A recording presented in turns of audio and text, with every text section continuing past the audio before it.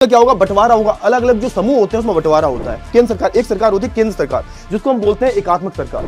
किन विषयों पर कौन जो है यहाँ पर निर्णय ले सकता है। जब हमारा संविधान बना तब कंप्यूटर नहीं था, इंटरनेट नहीं था, आज है, तो वो निर्णय कौन लेगा। जो देश में किसी भी एक भाषा को जो है राजभाषा घोषित नहीं किया गया, को भी जो आरक्षण दिया गया, महिलाओं को जो है एक क्या आरक्षण दिया गया। नमस्कार दोस्तों, क्या हाल चाल, कैसे हैं आप लोग। तो स्वागत है आप सभी का हमारी इस प्यारी सी माइंड मैप की सीरीज में। तो देखो, ये जो सीरीज है मैंने खुद की शुरू किया भाई कुछ दिन पहले, ताकि बच्चों का जो है रिवीजन हो सके। तो जैसे मैंने बहुत सारे चैप्टर्स पढ़ा दिए हैं, तो आज जो है मैं संघवाद जो चैप्टर है वो लेके आ गया हूं।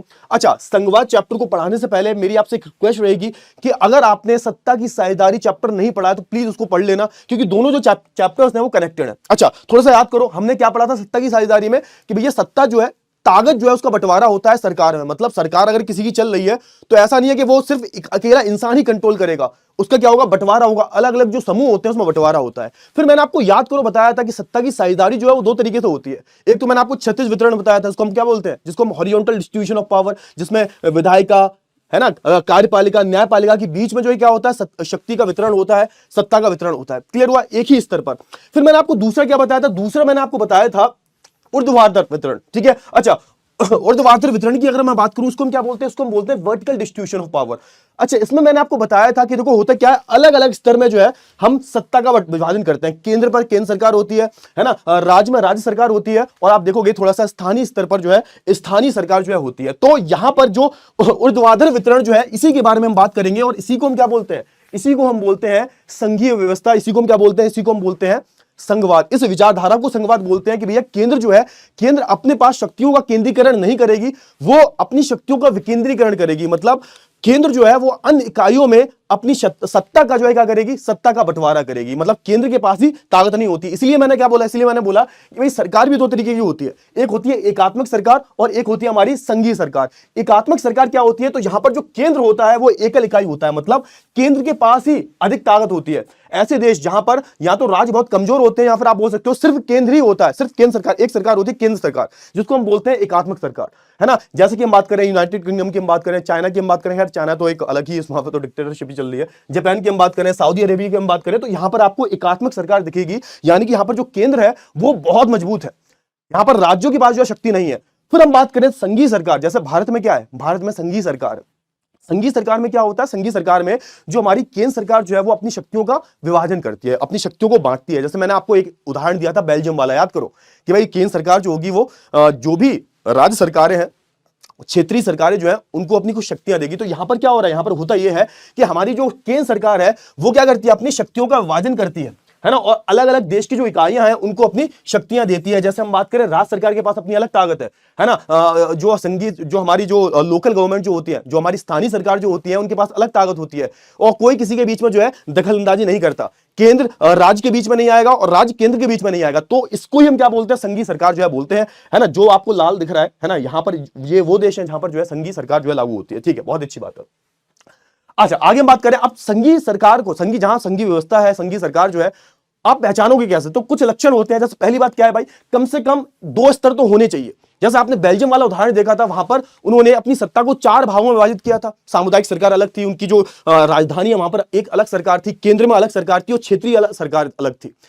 कम से कम दो स्तर होने चाहिए भाई, कम से कम, है ना। एक स्तर होगा तो क्या होगा, तो वो एकात्मक सरकार बन जाएगा। तो कम से कम आप देखोगे शासन के दो स्तर तो होने चाहिए, शासन व्यवस्था के दो स्तर तो होने ही होने चाहिए। ठीक है सर। अच्छा, आप यहां पर एक देखोगे कि विभिन्न स्तरों द्वारा जो है, जो नागरिक, मतलब जिन नागरिकों पर जो है कंट्रोल किया जा रहा है, जिन नागरिकों पर शासन किया जा रहा है, वो एक ही समूह होना चाहिए। मतलब कहने का यह है कि अगर केंद्र सरकार जिन नागरिकों पर जो है अधिकार करके बैठी हुई है, केंद्र सरकार जो है जिन पर शासन कर रही है, उन पर ही राज्य सरकार शासन करती है। ऐसे ही तो होता है। जैसे आप देखोगे अपने घर में, तुम्हारे यहां पर लोकसभा के चुनाव में भी आपके घर वाले जो है वोट डालते होंगे, जो आपके विधानसभा के चुनाव होते हैं इनमें भी जो है घर वाले आपके वोट डालते होंगे, और जो नगर पालिका और जो पंचायत के जो है वोट होते हैं उनमें भी आपके घर वाले वोट डालते होंगे। मतलब कहने का ये स्तर तो अलग अलग है, लेकिन ये जो सारे स्तर है, चाहे मैं केंद्र की बात करूं, राज्य की बात करूं, ये किन पर शासन कर रहे हैं, तो ये जो है एक ही समूह पर शासन कर रहे हैं। समझ में आया? ऐसा नहीं है कि केंद्र सरकार अलग लोगों पर शासन कर रही है और राज्य अलग लोगों पर, ऐसा नहीं होता।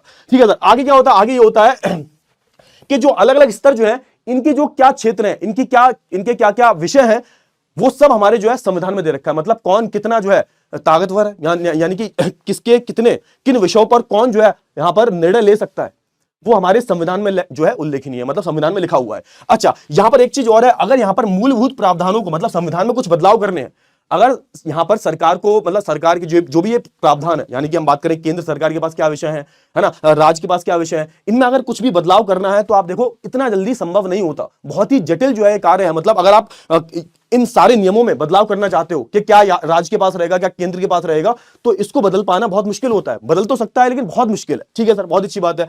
अच्छा, यहां पर एक बात याद रखना, जो वित्त के स्रोत है यानी कि जो पैसा जो है ना, जैसे मैं बात करूं केंद्र सरकार की और राज्य सरकार की, अगर मैं बात करूं तो इन दोनों के जो वित्त के स्रोत हैं, वित्त मतलब पैसा जो है, पैसा कहां से आएगा, तो वो हमारे संविधान में लिखा हुआ है ना, स्पष्ट है वो कौन कौन किन किन चीजों पर जो है केंद्र जो है पैसा ले सकता है, किन किन चीजों पर जो है पैसा बनेगा तो राज्य को मिलेगा, याद रखना हमेशा। चलिए आगे बढ़ते हैं। अच्छा, संघीय ढांचे के दो फायदे होते हैं, जहां पर बहुत ज्यादा विविधताएं होती हैं वहां पर ये बहुत अच्छे से काम करता है ना, क्योंकि होता क्या है इसमें, होता यह है कि यहां पर केंद्रीकरण नहीं हुआ, यहां पर हमने सत्ता को बांट दिया, तो आप देखोगे हर कोई खुश रहता है। जहां पर विविधताएं बहुत ज्यादा होती है वहां पर संघीय व्यवस्था बहुत अच्छे से काम करती है। याद रखना, इससे हमारी एकता को भी बल मिलता है।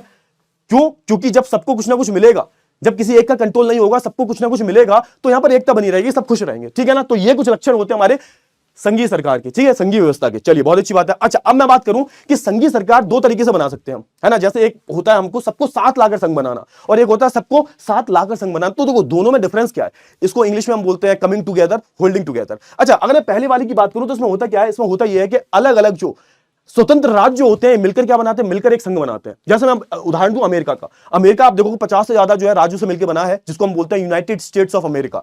अब कल को क्या हो, कल को अगर कोई राज्य चाहे तो वो अलग हो सकता है। कहने का मतलब यह है कि ऐसी व्यवस्था में जो राज्य होते हैं उनके पास स्वायत्तता ज्यादा होती है, उनके पास ज्यादा ताकत होती है, ज्यादा सत्ता होती है उनके पास, मतलब उनका अपना खुद का संविधान भी होगा, मे भी हो सकता है वो खुद के जो आप बोल सकते हो जो लोकल के मैटर्स हैं, जो लोकल के मसले हैं, जो स्थानीय मसले जो है उस पर खुद ही निर्णय ले।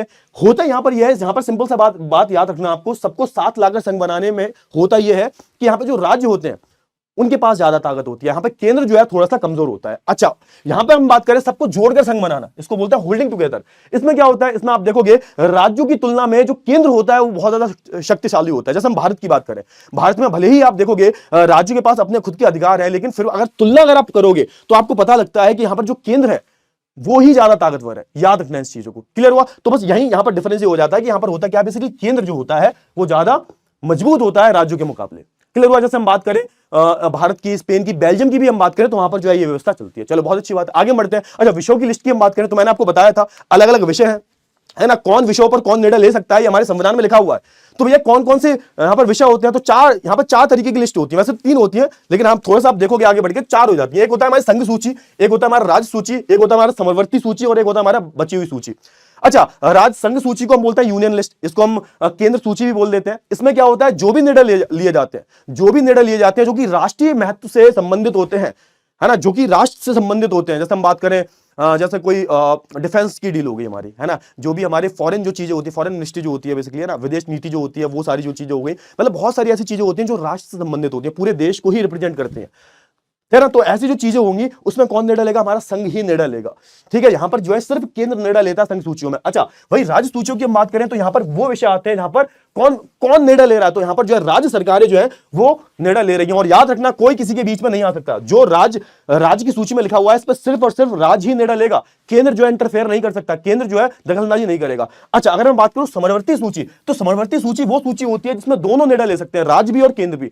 अगर सर ये हुआ कि मतलब राज्य और केंद्र के बीच में लड़ाई हो गई, तो उनके बीच में जो है वो जो समन्वय जो होता है वो नहीं बैठा, वो टकराव हो गया, तो याद रखना ऐसे में जो है केंद्र की ही सुनी जाएगी। तभी हम बोलते हैं कि हमारे देश में भले ही अलग अलग ताकतें हैं राज्य की, केंद्र की, बट फिर भी आप देखोगे कि यहां पर जो केंद्र है वो ज्यादा मजबूत है। अच्छा, अब बची हुई जो सूची है इसमें क्या होता है, बची हुई सूची की हम बात करें, यानी कि ऐसे कुछ विषय जो शायद जब हमारा संविधान बना होगा तो नहीं जोड़े गए होंगे, लेकिन ऐसे विषय जो जोड़े जा सकते हैं, आगे नई नई चीजें आ जाती हैं। जैसे हम बात करें जब हमारा संविधान बना तब कंप्यूटर नहीं था, इंटरनेट नहीं था, आज है, तो वो निर्णय कौन लेगा, जो नई चीजें जुड़ी हैं जो पहले नहीं थी, तो उन पर हमेशा जो है हमारी केंद्र सरकार ही निर्णय लेगी। जैसे हम बात करें साइबर सिक्योरिटी वगैरह, इंटरनेट वगैरह, एआई वगैरह, इन पर जो है सिर्फ केंद्र सरकार ही निर्णय ले सकती है, जो सूची पहले जुड़ी नहीं थी, अब वो नई नई जुड़ी गई है। ठीक है। अच्छा, अब यहां पे एक सवाल ये आता है, सर मान के चलो इन सारी सूची में कोई बदलाव करना है, तो हो सकता है, लेकिन ये जो पूरा प्रोसेस जो है बहुत ज्यादा जटिल है ना। यानी कि आप देखोगे दोनों सदनों से आपको, राज्यसभा और लोकसभा से आपको जो है 2/3 जो है बहुमत चाहिए। आपको 2/3 बहुमत के बाद आपको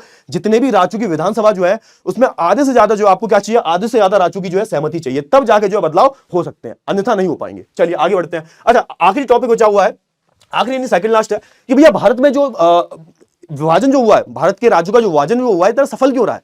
संघीय व्यवस्था हमारे भारत में इतनी सफल क्यों रही है, यहां पर यह पूछा जा रहा है। क्योंकि यहां पर जो राज्यों का विभाजन जो हुआ है वो दो प्रकार से हुआ है। एक तो हुआ भाषा के आधार पर, तो आप देखोगे अलग अलग राज्य जैसे तमिलनाडु, केरला, है ना, कर्नाटक की हम बात करें, गुजरात की बात करें, तो यहां पर आप देखोगे इनकी भाषा के आधार पर जो है इनको विभाजित किया गया। अब इससे हुआ क्या? इससे हुआ यह कि जो एक जैसी भाषा बोलते हैं वो एक साथ रहेंगे, है ना, ताकि एक ही भाषा बोलने वाले लोग जो है अपने आप को एक साथ साझा, एक है ना, एक वो जो चीज होती है, एक साझा एक जो होता है ना कि एक तरीके का जो एक अपनापन जो होता है, साझा पहचान जो होती है, वो जो है लोगों के अंदर जो है विकसित हो पाए। इसलिए जो आप देखोगे एक जैसे भाषा बोलने वाले लोग जो है एक ही राज्य में जो रह रहे हैं। फिर हम बात करें दूसरे जो यहां पर विभाजन जो हुआ है वो हुआ भौगोलिक और संस्कृति के आधार पर, जाति के आधार पर। जैसे आप जाओगे ना, जैसे हम बात करें उत्तराखंड की, अब उत्तराखंड और उत्तर प्रदेश एक टाइम पर जो है एक ही राज्य हुआ करते थे, लेकिन आज के टाइम पर उत्तराखंड अलग है। क्यों है? क्योंकि यहां पर आप देखोगे उत्तराखंड जो है यहाँ की भौगोलिक स्थितियां जो है अलग है, यहाँ पर पहाड़ है, और हमारी जो उत्तर प्रदेश जो है यहाँ पर क्या है, यहाँ पर आप देखोगे यहाँ पर जो है मैदानी क्षेत्र है। वहीं मैं बात करूं थोड़ा सा, अगर आप जाओगे हमारा उत्तरी पूर्वी इलाकों में, तो आसाम, नागालैंड, मिजोरम, इन सबकी जो जाति और संस्कृति जो है वो अलग अलग है, तो उनको उसके आधार पर जो बांटा गया है। ठीक है। अच्छा, भाषा नीति हमारे भारत की कैसी रही है? बहुत ज्यादा क्या रही है? बहुत ज्यादा आप बोल सकते हो सेक्युलर रही है भाषा नीति की हम बात करें, है ना। सहिष्णुता दिखती है आपको, मतलब जो है हमारे देश में किसी भी एक भाषा को जो है राजभाषा घोषित नहीं किया गया, है ना। हमारे देश में आप देखोगे हिंदी के अलावा जो है 21 अलग अलग भाषाओं को जो है यहाँ पर 21 अलग अलग भाषाओं को हिंदी के अलावा यहां पर जो आप बोल सकते हो कि ऑफिशियल लैंग्वेज जो है ना, यानी कि यहां पर आप देखोगे 21 अन्य भाषाओं को अनुसूचित भाषा का दर्जा जो है दिया गया है। हमारे संविधान में उनको दर्जा दिया गया है, ताकि क्या हो, ताकि आगे चल के कोई दिक्कत ना हो, आगे चल के जो है राज्य आपस में ना लड़े कि तुमने सिर्फ हिंदी को ही यहां पर जो है एक सर्वोच्च राजभाषा का अधिकार दिया है ना। जो गलती श्रीलंका ने करी थी वो गलती हमने नहीं की। अच्छा, लास्ट टॉपिक बचा हुआ भारत में विकेंद्रीकरण। आप देखोगे कि देखो अब सरकार को दो स्तर पर चलाना बहुत मुश्किल है, सरकार को दो स्तर पर चलाना बहुत मुश्किल है भाई, राज्य सरकार और केंद्र सरकार,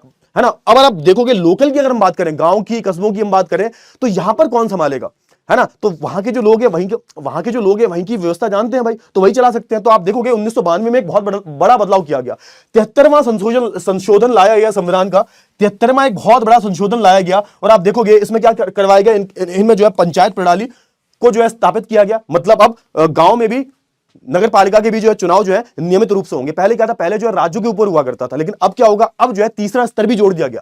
हमारा जो स्थानीय स्तर जो है, यानी कि ग्राम पंचायत, है ना, नगर पालिका वगैरह, इनके भी चुनाव जो है नियमित रूप से होंगे, और हमारी जो राज्य चुनाव आयोग जो है, इनके जो चुनाव जो है वो नियमित रूप से करवाएंगे। ठीक है। और इसके अलावा आप देखोगे इसमें जो है अनुसूचित जाति और महिलाओं को भी जो आरक्षण दिया गया, महिलाओं को जो है 1/3 आरक्षण दिया गया।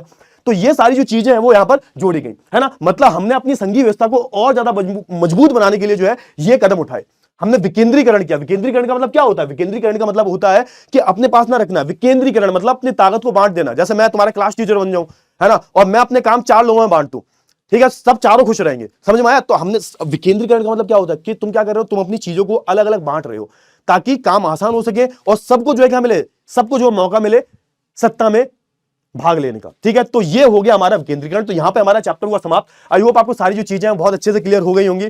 तो ऐसे ही भाई आते रहो, है ना, और बाकी नोट्स वगैरह मैं करवा रहा हूं, जल्दी जुगाड़ हो जाएगी, चिंता मत करो यार। बाकी देखते रहना, है ना, देखते रहना कॉन्टिन्यूसली जो है इन लेक्चर्स को देखते रहना, बहुत हेल्प करने वाले एग्जाम में।